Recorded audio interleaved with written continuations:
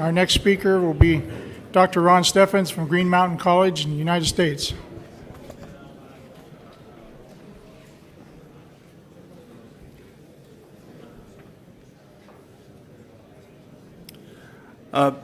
This is my second time in Catalonia, and I was hosted here in 2012, and I just want to say it's an honor to be back in a part of the world and with the colleagues and guests that in many ways I think this is the crucible of fire safety. We've learned much here, and we're continuing to learn at this conference.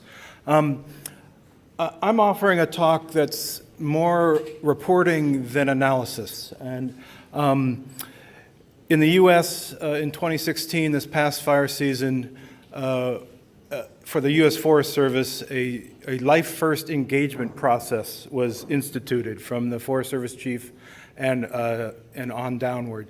In the winters, I'm a professor and I enjoy teaching, but I teach partly so I can have summers off and work as a firefighter and fire manager for the Park Service, the National Park Service.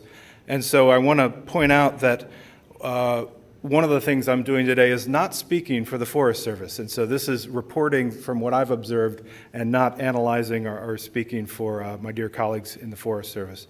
What I want to try to do today is to look at the dangers we continue to face in firefighting, how leaders are responding to it, talk some about this Life-Firts engagement, remind people that I'm just a citizen talking today, and talk about this image. So we're going to come back to this at the end of the talk, and it's three firefighters. And when I wanted to figure out how to talk about Life-Firts, it was individuals, and individuals in a group. And I also edit Wildfire Magazine, and I realized that a lot of our photos that we use in publications and amongst our colleagues are of fire. And when we sometimes will have one firefighter, but we don't have lots of photos of multiple firefighters. So I went back to the archives and pulled that one out, and we'll return to that at the end of the talk. So the approach here is to look at the language we use when we talk safety and when we teach safety. We're going to look at how it appears in current field guides, how that changed in 2016 with a much more doctrine approach with Life-Firts, and then just summarize what I witnessed and what some other analysts witnessed in implementing the Life-Firts engagement. And close with how 5 words might change the way we approach fireline safety. And I think as a reporter, I can make this statement, and it's probably good that I'm not a Forest Service spokesperson, because I trust reporters because we're supposed to be impartial and do our best. And I think this is a very good program, and I can say it because I didn't invent it. I only learned about it and operated within it. So currently in the U.S., and it's been adopted in many, many areas, we take a lot of hard lessons and we turn it into field guides and safety tools. So in our incident response pocket guide, I actually don't have one with me, but I'll have it next week. We have these very dense pages. And so the standard firefighting orders and watch out situations, 28 different items that were learned mostly from tragedy fires or near misses. We have a risk management process that, again, is a checklist. And the page I use the most, we use the most, is LCES or LACES, lookout, anchor, communication, escape routes, and safety zones. And even that page is a pretty dense page. And if you are someone who uses reading glasses, your sunglasses out in the field have to have the reading glass component if you want to read this in the field. It's that small of a font. So what happens when we go to, there's even other safety guides, SPE, severity, probability, exposure, and operational risk management. All of these in total are excellent tools and essential tools, and I think with experts who apply them do a wonderful job of helping us maintain safety. But the example of when I'm busily involved in the field, I don't want to start counting whether my supervision is a 10 or a 1. Because if I'm doing that, I'm not supervising. So is there another approach? There's also the green, amber, red, which I think gets to a simpler approach, but you still have to do the counting to get there. So in the Life-First process, it was simplified, perhaps to a level which we should be concerned of, but it looks at a process rather than a checklist. So at the beginning of the fire season this year, this phrase was taught to every Forest Service firefighter and fire manager, and the manager is an important part of it. Stop, think, talk, then act. Five syllables, 5 words. Much more direct and simple, and perhaps it helps us get beyond the infotoxicity that we talked about this morning and heard about. So as someone who teaches language, I thought a very quick and simple rhetorical analysis might help us understand where we want to use these tools, when, and what happens when we look at a different tool. And so, again, if you look at the complexity of fire orders, there's 28 items based on history. It's a checklist. And if you look at LCES, it's a moderate complexity in terms of the language used, and it's an action checklist. There's 4 things you have to do, 5 if you include the A for anchor. Risk management, it can be high to very high. It can inform, certainly at the operational level, but I think it works oftentimes at strategic and maybe tactical. And then there's Life-First, which it's a low to moderate complexity. The relationship of the speaker to the message to the receiver is know and then go. It basically stops your engagement, and then you must think and talk before you re-engage. It's a 4-step activity. So it's much more a direct ask of the firefighters and the fire managers.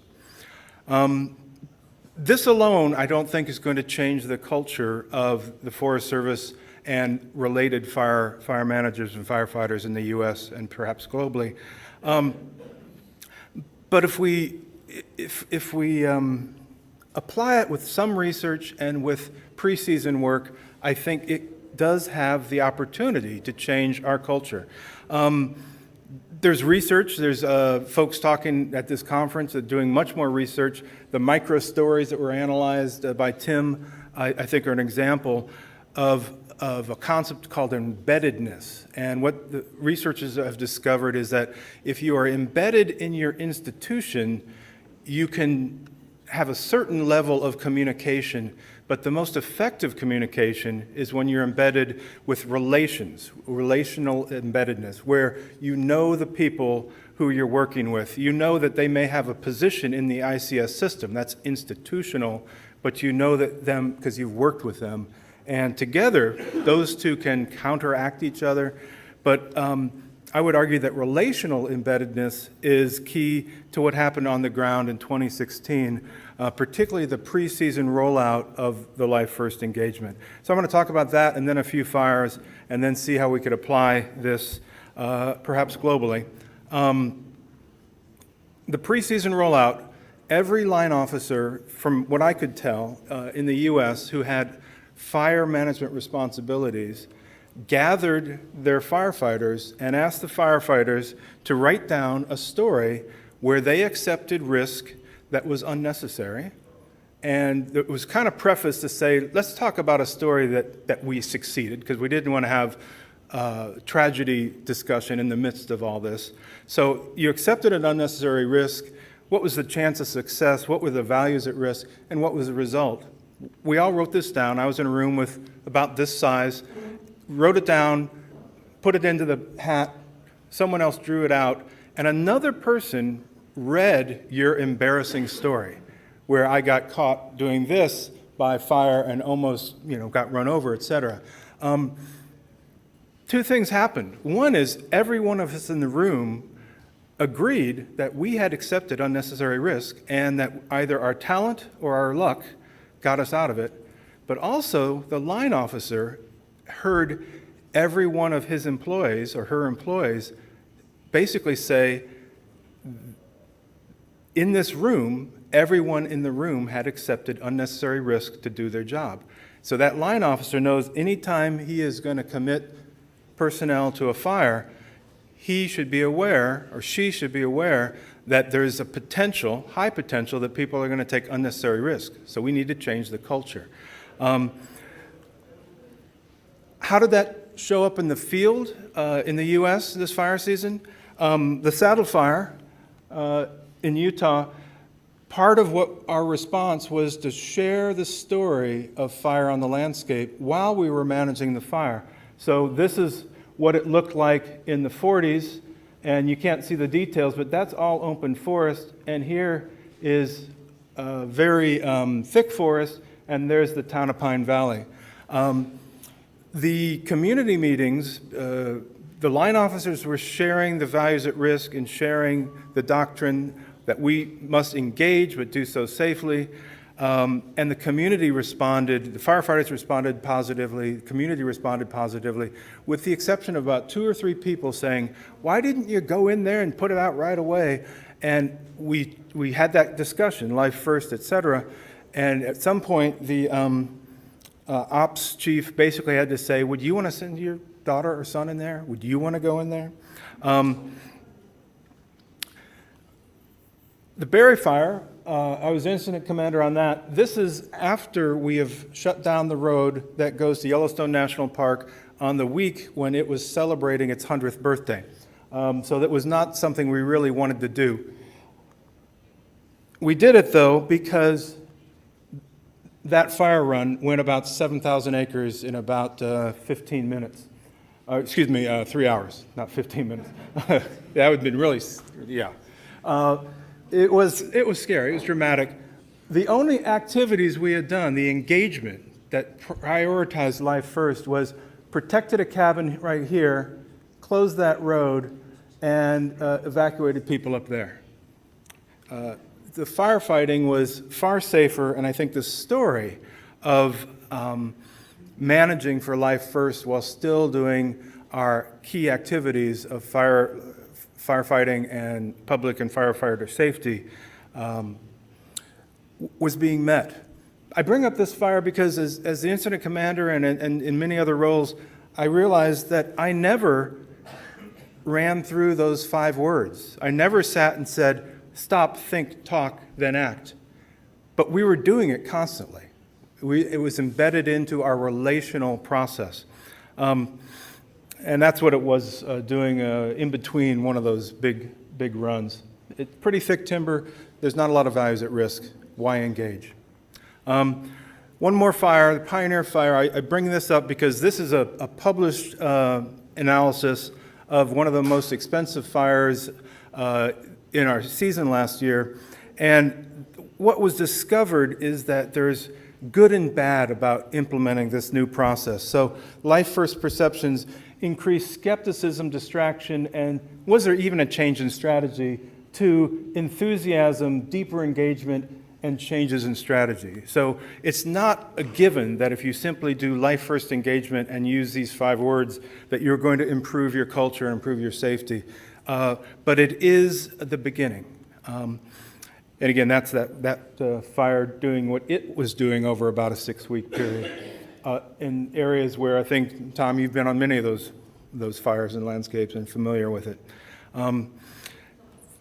I think of this phrase as a tool that I can use globally. And so I have the benefit of teaching fire in Africa, where we try to teach 6 weeks of fire classes in the U.S. in 4 days. And when I try to teach 28 fire orders, 28 details, it's not valuable. But when I try to talk about life first and say, follow these 5 words and let's translate them into the different languages that we're using in the room, I find it effective. I find it working. When I do it myself, I find that I oftentimes don't consciously use that phrase. And what I'm going to throw out a new word that I just learned last week, stigmergy. It was invented in the early 70s to capture what happens when termites basically use a kind of language to build nests. And so Lewis Thomas, the writer, kind of thought that basically from this concept that language is simply alive, like an organism. And I think that's what happens when we use stop, think, talk, then act. Such a simple phrase. And when I look at these firefighters again, they've stopped actually for a photo op. May not be the best thing to do on an active fire. This was a training prescribed burn. It worked fine. It got them on the cover of the magazine, and I think it's a good photo. They're thinking because they're on a training exchange. So they're modeling fire behavior by practicing prescribed burning with mentors, expertise, feedback. They're talking. You can see that relational engagement with the smiles. Even the guy in the shadows is smiling. And they're talking about how do we do fire better. And after all that, they can act. They can take those drip torches and ignite them. And I guess my only suggestion and what I've learned from last summer's Life-Firts engagement is it came from one agency, and it was confusing at times because not everyone, you say life first, or you say safety journey, which is another Forest Service phrase, and you kind of say, what's it mean? Why are we doing this? And so I'm here basically to say if we're going to find a new approach, we should take the time to share it with everybody. And I guess that's why I'm here, and appreciated being here, and look forward to the rest of the conference. Thank you.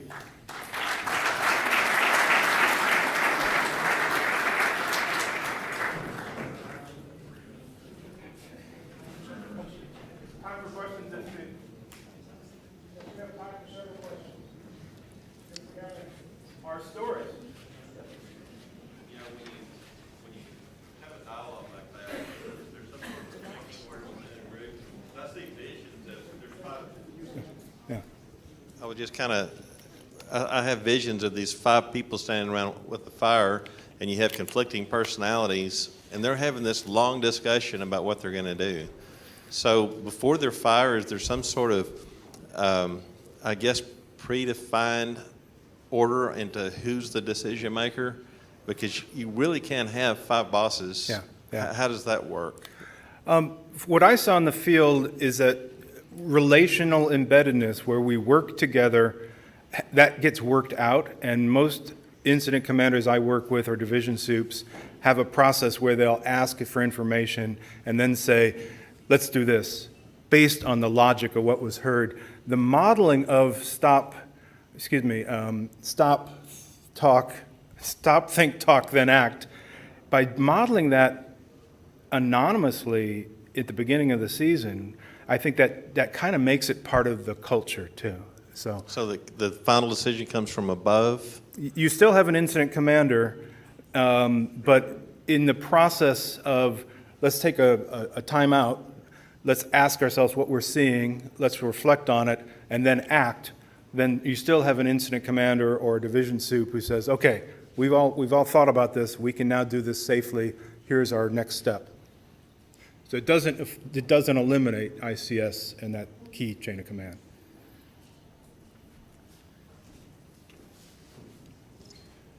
Thank you very much for this talk.